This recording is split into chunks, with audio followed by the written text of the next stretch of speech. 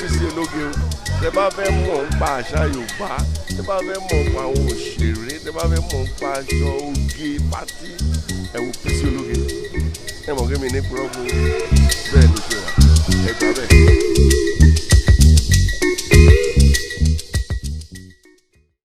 àwọn máa ṣàlàyé fún wa mo ní èèyàn kan ní ọ̀dọ̀ wa níwájú wa mi bí yìí tán dúró fún àwọn òṣìṣẹ́ ìjọba most especially teachers ẹ pé orí school náà la wà gbogbo school yìí mi rò pé ó ní security kò ní fence kò ní anything so wọ́n kàn expose àwọn ọmọ primary school la wà yìí ní ẹ̀hún olóòkan yìí bọ̀ máa jẹ́ kí ẹnì yìí bá wa sọ̀rọ̀ ẹ jọ̀ọ́ kí ni gẹ́gẹ́ bí olùkọ́ kí ni àǹfààní tẹ̀ ń rí gbà lára àwọn ọmọ ìjọba látara ìjọba location 419 tí a wà yìí wọ́n fẹ́ kí bá wa sọ̀rọ̀ ní. ọdún a lè sọ pé àǹfààní kan sí tó bẹ́ẹ̀ àmọ́ ibi tó rí bá dání sí kásàgbà fọ́lọ̀ ni because láti bí ọdún mẹ́jọ tẹ́lẹ̀ àtẹ̀lé ní nǹkan rọrùn bọ̀tá báwo láti bí ọdún bíi mẹ́jọ tí a ti ń bá ìjọba yìí bọ̀ báyìí kò sí nǹkan kan pàtó tí a lè tọ́ka sí pé bóyá a jẹ àǹfààní tó bẹ́ẹ̀. èmi gẹ́gẹ́ bí ẹnìkan level tí mo wà báyìí level 12. level 12 as òṣìṣẹ́ ìjọba. òṣìṣẹ́ ìjọba ní primary. so ó sígbà kan nínú ìbẹ̀rẹ̀ ọdún yìí tí mo tiẹ̀ fi gba 10,000 mo gba 11. wọ́n ní 10,000 level 12 tó gba 10,000 as salary. kò tí ju bí oṣù bíi méjì lọ́sìn tá a tún ẹ̀sẹ̀ tún rí tó a tún òpó tún gbé pẹ́lí tá a tẹ̀ tún rí bíi 16,000 gbà sí 17.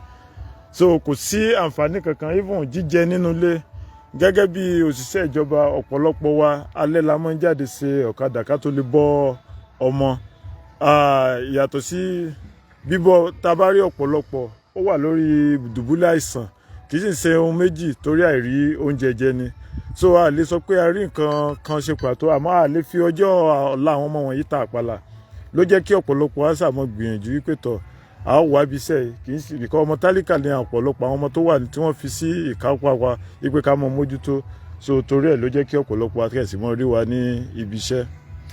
bọ́ mo kò gbọ́ mi àgbọ́yé ò yé mi tó ẹni as level 12 wípé wọ́n ti ẹ̀rọ fìgbà kan san 10,000 fún yín. bẹ́ẹ̀ni bẹ́ẹ̀ni. wọ́n ní nísìnyí báwo tẹ̀ ti gbé pẹ́ẹ́lí bí i 17,000-16,000. ẹ jọ kí lẹ́yìn fi 17,000-16,000 ṣe lóṣù. torí kò yé ṣé nǹkan wọ́n ń bì ní àbí kò yé mi nì. ibi tí ìgbà tí a tẹ̀sí bẹ̀rẹ̀ iṣẹ́ nígbà yẹn mo ti fìgbà kan gba 3,000 ní nǹkan bí ọdún bíi mẹ́wàá sẹ́yìn as level 7. so ọdún mẹ́wàá sẹ́yìn ó ti lé lọ́dún mẹ́wàá báyìí.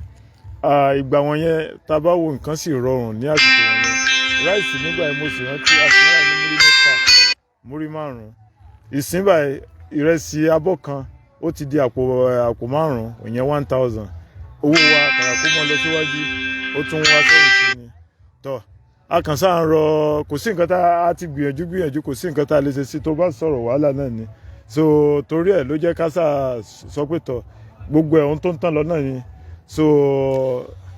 àìtúgbọ́ kẹ́ ní secondary school bíyà torí mo ń gbọ́ táwọn àwọn parents kan sọ̀rọ̀ wọ́n ní àwọn làwọn tó ń sanwó olùkọ́ ní school ní secondary school ẹjọ́ ṣé bóò ló ṣe rí bẹ́ẹ̀ ṣé tòótọ́ ni. nǹkan tó ṣẹlẹ̀ pàtó ni pé láti bí ọdún bíi 8 sí 9 sísìn wọn ò gba olùkọ́ kankan sí àdá ilé ẹ̀kọ́ alákọ̀ọ́bẹ̀rẹ̀ àbí secondary school so secondary school wọ̀nyí kò sí ọ̀gá tó bẹ̀ mọ́ ọ̀pọ̀lọpọ̀ ń retire ọ̀pọ̀lọpọ̀ ń gbàtà ètúnṣe screening gan wọn ò clear so ó jẹ́ kí olùkọ́ wọn ní ilé ẹ̀kọ́ secondary school so àwọn òbí ló kàn sáà tiraka wípé tọ̀ káwọn ọmọ wọn sáà mọ́mọ́ di pé wọ́n lọ iléèwé wọn rò ni wọ́n ń dá owó díẹ̀díẹ̀ so that wọ́n á lè gba PTA teachers tẹ́ bá dé most of the secondary school tó wà ní ìlú ìbáyìí ẹ rí àwọn olùkọ́ wọn àwọn PTA àwọn ló pọ̀ jù ń bẹ ọ̀gá tó jẹ́ ojúlówó ọ̀gá tó yẹ pé ìjọba ń san fún òun lé ju 3 àbí 5 lọ. ìyẹn túmọ̀ sí ní secondary school. ní secondary school. àwọn ojúlówó olùkọ́ tíjọba gbà wọ́n lè ju 2 sí 3 lọ.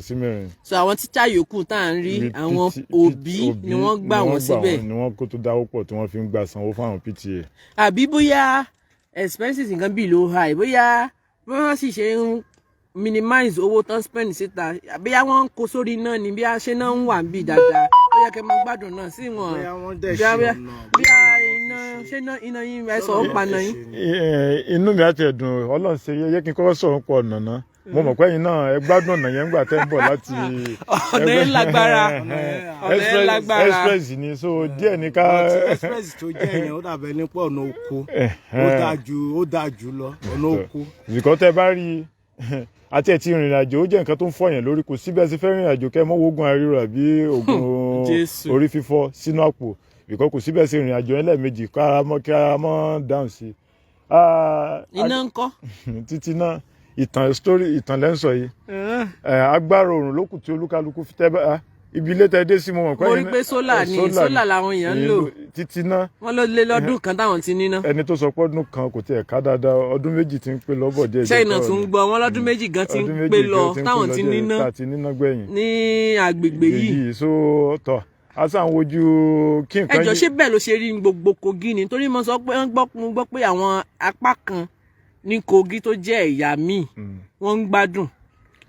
Ṣé tòótọ́ ni kẹ́ bá fẹ́ sọ̀rọ̀ sáàrin yẹn? Tá a bá sọ ti ná lóòótọ́ àwa là ń jìyà ná jù ní agbègbè yìí, ó sáwọn agbègbè tó sì ń gbádùn ná díẹ̀díẹ̀, àmọ́ ní títí sísan owó bẹ́ẹ̀ ló ṣe rí jákèjádò gbogbo local government tó wà ní ìpínlẹ̀ Kogi. Wọ́n náà tún gba àwọn àgbò òṣìṣẹ́ sí local government office gan. Ìyẹn tẹ̀ ti dìtàn.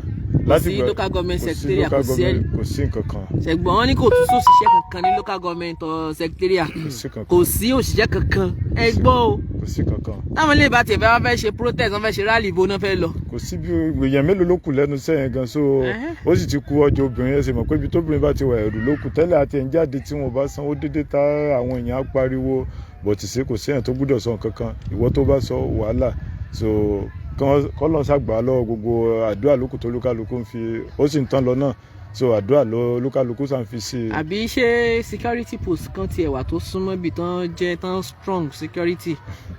Títí bó pẹ́ gbọ́ fìrìfìrì gan lẹ́nu àná àbíjẹ̀ta pé wọ́n tún kidnap títí kò sí security post kankan tó súnmọ́ olúkálukú abẹ́ ààbò Ọlọ́run lolúkálukú dúró sí, so kọ́lọ́run kan ṣàgbà wá nǹkan tá a dúró lé lórí yẹn. Kí wàá lè ní sọ fún gbogbo àwọn ọmọ Kogi nílé lóko lẹ́yìn òdì nípa Yorùbá nation tá ti ẹ̀ ń pariwo yìí? Kò sí nǹkan méjì ju pé Iléyá lọ.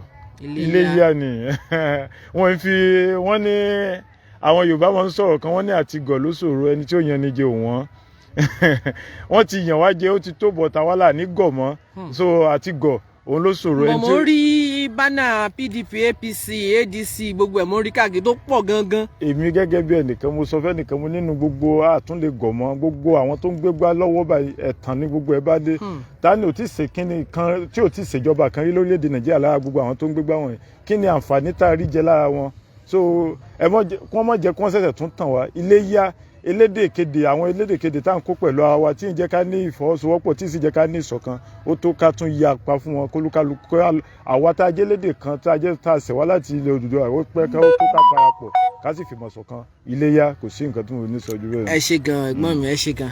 Thanks for watching this video. Please don't forget to click on subscribe button. Kindly comment and share. We drop new videos daily. Thank you. God bless you.